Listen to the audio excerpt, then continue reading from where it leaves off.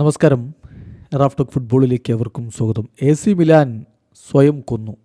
അതാണ് ഇവിടെ സംഭവിച്ചത്. നിരാശയോടുകൂടി പറയുന്നത് AC മിലാൻ്റെ ഇതിഹാസ താരം സ്ലാറ്റൻ ഇബ്രാഹിമോവിച്ചാണ്. ഇന്നലെ യുവേഫ ചാമ്പ്യൻസ് ലീഗിൽ നിന്ന് അവർ പുറത്തായി. ഫെനോർദിനോട് അഗ്രിഗേറ്റ് 2-1 തോറ്റിരിക്കുന്നത്.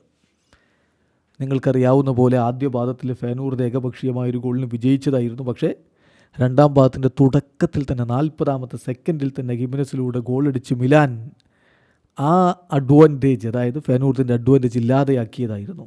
കളിയിൽ മികച്ച പ്രകടനം മിലാൻ നടത്തുന്ന കാഴ്ചയാണ് പിന്നീട് നമ്മൾ കണ്ടത്.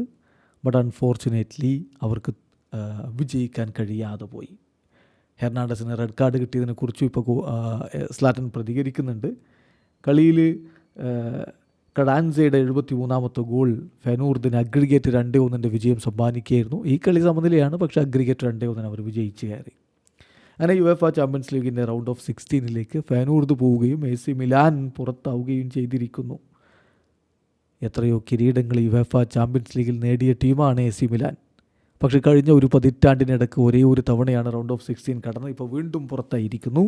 ഇബ്രാഹിമോവിച്ച് സ്കൈ സ്പോർട്സിനോട് വളരെ വിങ്ങിപ്പൊട്ടിക്കൊണ്ട് പറഞ്ഞ വാക്കുകൾ നോക്കാം. ഫെനോർദ് ഞങ്ങളെക്കാൾ ഒട്ടും ബെറ്ററായിട്ടല്ല കളിച്ചത്. ഞങ്ങൾ സ്വയം ഇല്ലാതെയാക്കി.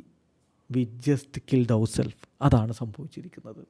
ഞങ്ങൾ വളരെ നിരാശയിലാണ്.